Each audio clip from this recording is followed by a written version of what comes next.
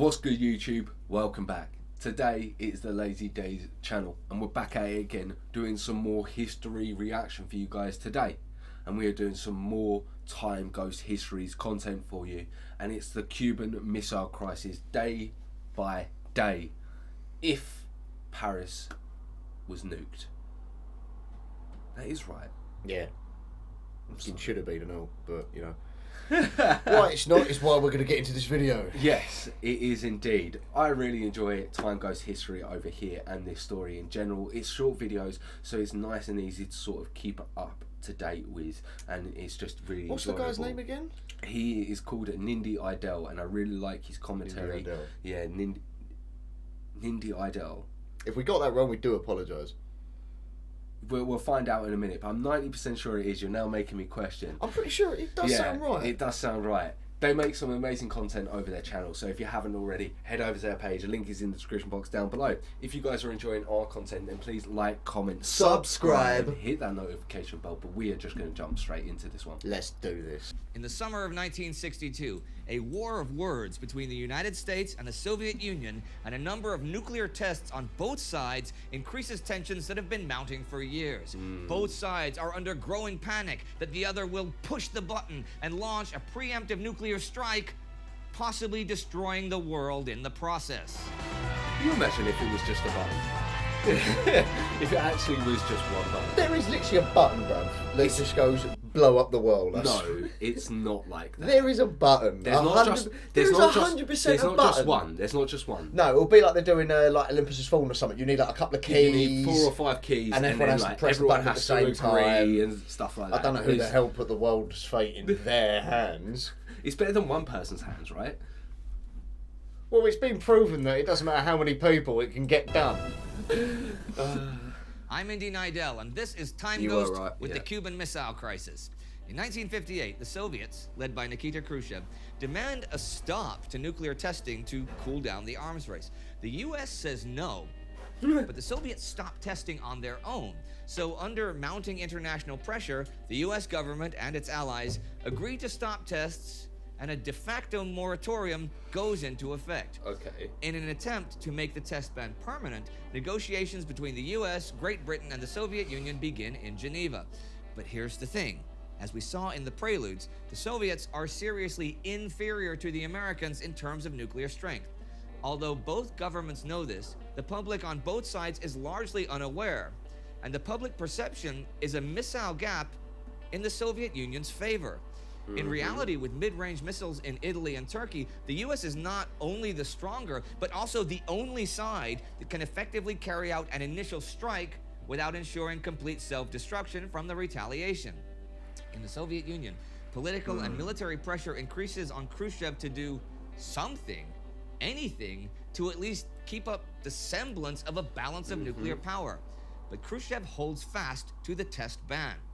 By early 1960, the Cold War belligerents reach a tentative agreement in the ongoing Geneva talks. But the situation changes when an American U-2 spy plane is shot down over the Soviet Union on May the 1st. A solution as to how to effectively enforce the ban seems further and further away, as the already fragile mutual trust is now severely damaged. By the end of the year, war hawks on both sides call increasingly for resumed nuclear testing. When the crisis over West Berlin breaks out in June 1961, the Soviets end the moratorium and will resume testing beginning September 1st. The U.S. follows suit. On October 30th, 1961, the Soviet Union shocks the entire world when they set off a staged thermonuclear bomb called RDS-220 over the Novaya Zemlya island in the Russian Arctic Sea. The bomb is nicknamed Tsar Bomba in the West. In the USSR, it's referred to as Kushkina Mat, Kuzma's mother, which is also an idiom meaning roughly, we'll show you, that had been said as a threat to the West by Khrushchev at the United Nations the year before. Now, Tsar Bomba is a truly terrifying device. In a staged thermonuclear device, several separate cores boost the nuclear reaction, right? Theoretically, you can have as many layers as you have nuclear material, making it possible to construct a bomb that blows up the whole planet. Anything more than 2 stages is considered excessive, even by nuclear bomb proponents. Okay. Tsar Bomba has 3. The cores implode sequentially on each other, compressing the nuclear material and setting off an outward chain reaction, the actual explosive power. So it's an explosion that explodes itself. So it goes off, which creates like the explosion, which has like 2 nuclear gases, which combusts again, which then makes another one, which combusts again. So the one bomb hits, but it's 3 combustions. Wow. That's just over the top, man. It is just over the top. It's over the top. The immediate explosion expands into a huge fireball before reaching 100 million degrees Celsius, the same temperature as the interior of the sun. The initial explosion also emits thermal radiation traveling at the speed of light, instantly igniting anything within its radius. The heat created inside the fireball causes a thin shield of air to expand violently within fractions of a second of detonation. This hydrodynamic front acts like a piston on the surrounding medium and sets off a massive shock wave that accelerates outward at more than 1,000 kilometers per hour. In Tsar Bomba, the combined force of thermonuclear blast and shockwave make for an explosion 50 million times stronger than a metric ton of TNT. It remains the largest man-made explosion ever set off, 3,800 times stronger than the Hiroshima bomb. The detonation is at 4 kilometers, or 3,800 times stronger than Hiroshima. And he set that off as it's alright, we'll show you what we can do. I think that was the Americans set it off. No, this was the Russians, bruv. They set this off in the Russian Arctic. Because he said in the year before. And it still triggers an earthquake of 5.0 on the Richter scale. That's the mushroom cloud is massive close to 60 kilometers. Because it caused an earthquake. It's nearly 40 miles large. Yeah, it also caused a 0.5 earthquake on the Richter scale. Jesus. When it went off, it Christ. created a fucking earthquake. Oh, mate. 7 times higher than Mount Everest. I want whatever intelligent High. life form That lives is 7 underwater. times as Come high up as and Mount take Everest. this out, please. Objects in a radius of 35 kilometers are completely destroyed, and the heat from the bomb can be Kaiju. felt hundreds of kilometers away. It actually defies human imagination in many ways. So let me try. Do you mean from Pacific Rim? Yes, but not actual kaijus. It was the name of the thing that lives underwater, yeah. Try to put this in some perspective. Let's say that this bomb is set off over the Eiffel Tower in Paris, in our time, in clear weather. Okay. The light flash as it goes off can be seen from over 1,000 kilometers away. So in Berlin, Dublin, We're Barcelona, the fireball engulfs and instantly incinerates more or less all of the western half of the inner city. About 2 million people just evaporate. The thermal flash is hot enough to instantly ignite wood in the rest of the inner city and the better part of the Parisian suburbs. So millions more die in the flames. Thermal radiation strong enough to create third-degree burns extends to 60 kilometers. Thermal radiation from the bomb only becomes harmless at a distance of 129 kilometers. That's 80 miles. That's roughly the distance to the next big French cities. Rouen, close to the Normandy coast, Amiens in the north, Rheims in the east, and Orléans in the south. Oh my God. At ground zero, it blasts a crater around 1.5 kilometers wide and 335 meters deep. That is deeper than the Eiffel Tower was high. The shockwave travels outward at hundreds of meters per second, wiping away pretty much any man-made construction still standing. The whole inner city of Paris is flattened. The shockwave continues to wreak havoc on the suburbs, destroying most houses in a 21-kilometer radius, which includes the palace at Versailles, the Louvre, and of course killing yet more people. Houses are damaged and all windows blown Damaged? out from 25 to 45 kilometers from ground zero. Now that's about a third of the distance to the English Channel. Yet more people are killed and injured. The blast has now destroyed millions of homes and workplaces, Oh my God. 130 hospitals, 88 fire stations, 155 schools, and over 1,000 places of worship. Millions are already dead and injured, and any survivors have no immediate humanitarian and medical aid at their disposal. Radiation. Within the coming months, countless more will die from radiation sickness and their wounds. Over Paris, the bomb kills close to 7 million people and injures another 2.5 million. Wow. In an instant, one single bomb has created a human tragedy nearly on the scale of a world war. So the Soviets might have been behind in the number of warheads and deployment devices, but they now have the strongest bomb. The Cold War is heating up fast, and the U.S. soon resumes atmospheric tests of its own. But it's not only tests that fan the flames. The rhetoric is also sharpening. On October 21st, a few days before Tsar Bomba, Kennedy lets Khrushchev know that the U.S. knows full well that the missile gap is a myth. For a speech in Hot Springs, Virginia, Kennedy tells his Deputy Secretary of Defense, Roswell Kilpatrick, to let everyone know for the first time and let Khrushchev know that the U.S. knows that there is no missile gap. He reveals the actual number of U.S. missiles and emphasizes that even after a Soviet strike, this arsenal will be enough to destroy the Soviets. Up until this day, the Soviet Union may really have believed that the U.S. actually believed in the missile gap. Well, Khrushchev knows without a doubt that this jig is up.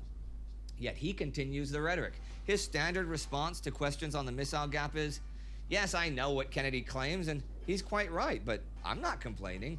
We're satisfied to be able to finish off the United States first time around. Once is quite enough. What good does it do to annihilate a country twice? We are not a bloodthirsty people. Oh, he's literally just slapped the US in his face and it can't do nothing. Bro, yeah, you might outnumber us, that's absolutely fine, but we need to wipe you out once, and the first time is going to be the last time. That's all we need. That's it. Bob, sit down. Oh, Jesus. I've got and a bigger dick. 2,000 of them motherfuckers, mate. They could have 2,000 of them. Yeah.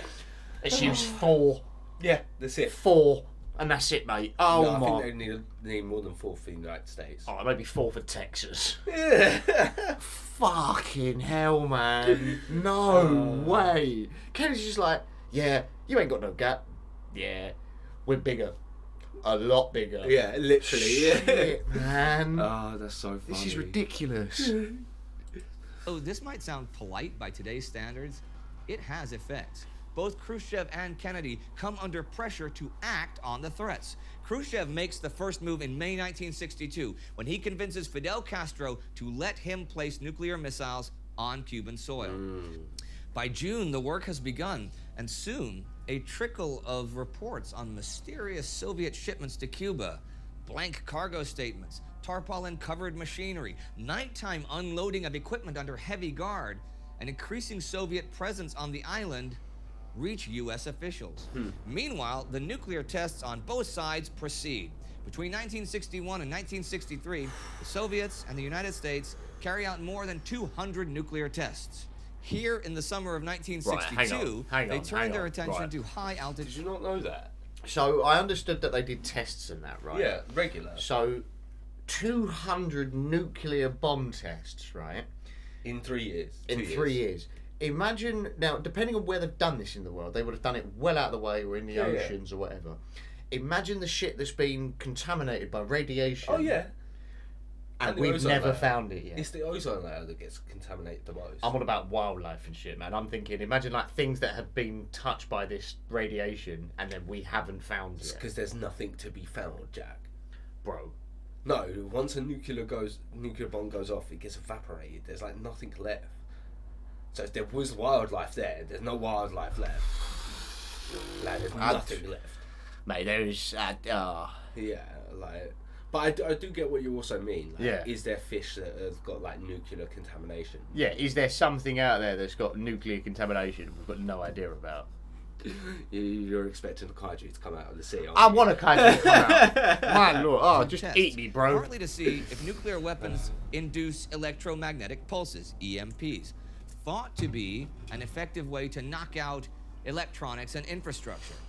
Well, as it turns out, they are right. On July 9th, 1962, the United States carries out the Starfish Prime test 400 kilometers above the Pacific Ocean.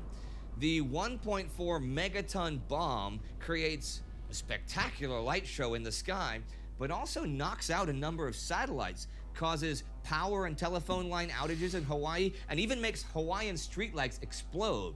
The nuclear radiation band that it spreads across the top of the stratosphere severely damages the world's first TV and telephone satellite, Telstar 1, which is launched a few days after the detonation.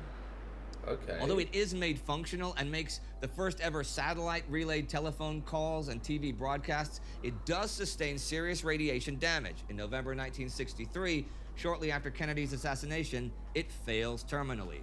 Tests in the Soviet Union have similar effects.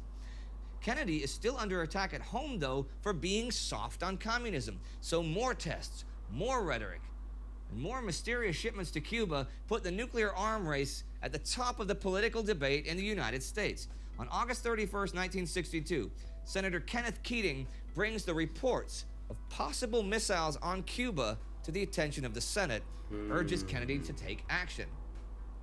Instead of increasing intelligence gathering, though, the White House chooses to restrict aerial reconnaissance by U-2 spy planes over Cuba for diplomatic reasons. So on September 15th, the first actual Soviet missiles arrive on Cuba, and the U.S. does not notice. No. Nevertheless, the reports on suspicious Soviet activity in western Cuba keep coming in. In early October, the National Security Council relaxes those restrictions on the U-2 flights, but bad weather and red tape delay them until October 14th. On that day, the first flight crosses the island of Cuba and brings back photographs of what analysts at the National Photographic Interpretation Center determine are 3 MRBM launch sites near San Cristobal. The CIA informs the president's national security advisor, McGeorge Bundy, on the evening of October 15th, and Bundy tells President Kennedy the following morning.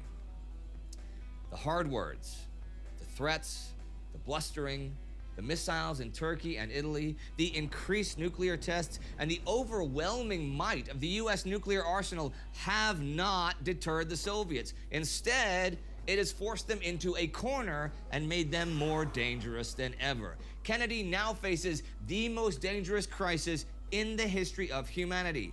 In the next 13 days, we'll see the world not only come close to a new world war, but almost step over the precipice into total nuclear holocaust. I will see you tomorrow on day 1.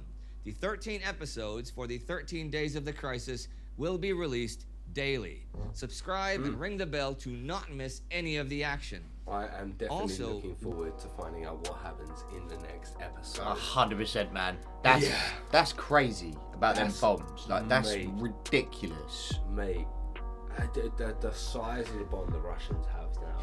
And then they get it on Cuba as well. So it's literally like, yeah, we only need one. We only need one. I want to buy a few of you. Come on. That's absolutely That's actually mental, man. So Nah. So funny. And we've got the most crucial 13 days to come up in the next video, day 1. So if you guys are looking forward to that reaction, then like, comment, subscribe, hit that notification bell, but we will catch you in the next video. Let's do this.